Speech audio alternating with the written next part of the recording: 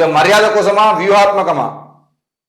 సీఎంకు బుకే అందిస్తున్న బీఆర్ఎస్ ఎమ్మెల్యేలు సునీత, మహిపాల్ రెడ్డి, కొత్త ప్రభాకర్ రెడ్డి, మాణిక్ రావు సీఎం నివాసంలో కలవడంపైనే అనుమానం.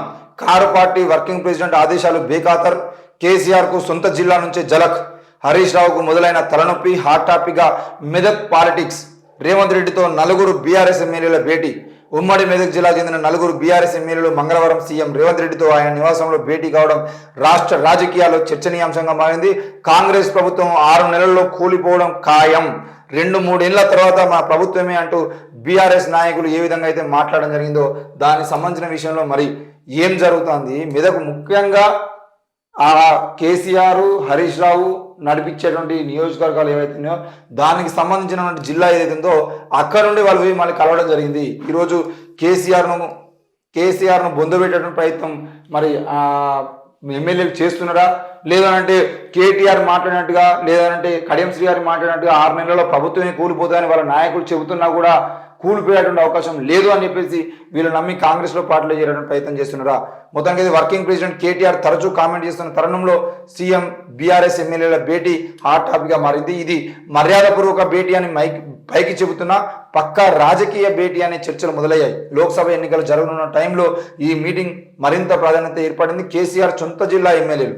బీఆర్ఎస్ అధినేత కేసీఆర్ అనారోగ్యంతో కొంతకాలంగా ఇంటికే పరిమితమయ్యారు. ఇలాంటి టైంలో కేసీఆర్ సొంత జిల్లా అయిన ఉమ్మడి మెదక్కు చెందిన ఎమ్మెల్యేలు కొత్త ప్రభాకర్ రెడ్డి, దుబ్బాక ఎమ్మెల్యే, సునీత లక్ష్మారెడ్డి, నర్సాపూర్ ఎమ్మెల్యే, మహిపాల్ రెడ్డి, పటాన్ చెరువు, మాణిక్ రావు, జహీరాబాద్ సీఎం రేవంత్ నివాసానికి వెళ్లి కలవడం పలు అనుమానాలకు తావిస్తున్నది.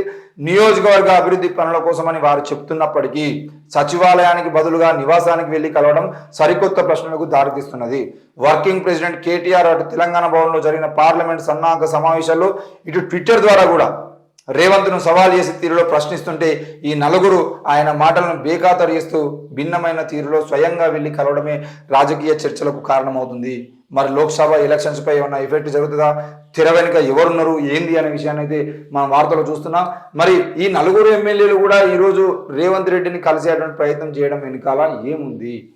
ఎట్టి పరిస్థితుల్లో కేసీఆర్ అనారోగ్యానికి గురైనటువంటి కేసీఆర్ మళ్ళీ వచ్చి ఇంతకు ముందు ఉన్నటువంటి ఊపుతో ఇంతకుముందు లోక్సభ ఎన్నికలు కానీ తెలంగాణ మలిదశ పోరాటం మొదలుకొని మొన్నటి ఓడిపోయేంత వరకు ఆయనలో ఉన్నటువంటి కరిష్మా ఇప్పుడు మళ్ళా కనబడుతుందా?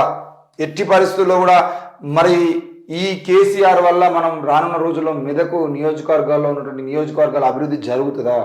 ఇప్పుడు పటాన్ చెరువు అభివృద్ధి జరగాలన్నా, దుబ్బాక అభివృద్ధి జరగాలన్నా, దుబ్బాకలో ఇంతకుముందే రఘునందన్ రావు ఎమ్మెల్యేగా ఉండి ఆ కేసీఆర్కు ఈయనకు పడక అక్కడ ఎన్ని అభివృద్ధి పనులు చేసినా కూడా అభివృద్ధి జరగలేదు. దుబ్బాక ప్రజలు ఇప్పటికీ చాలా నష్టపోయి ఉన్నారు.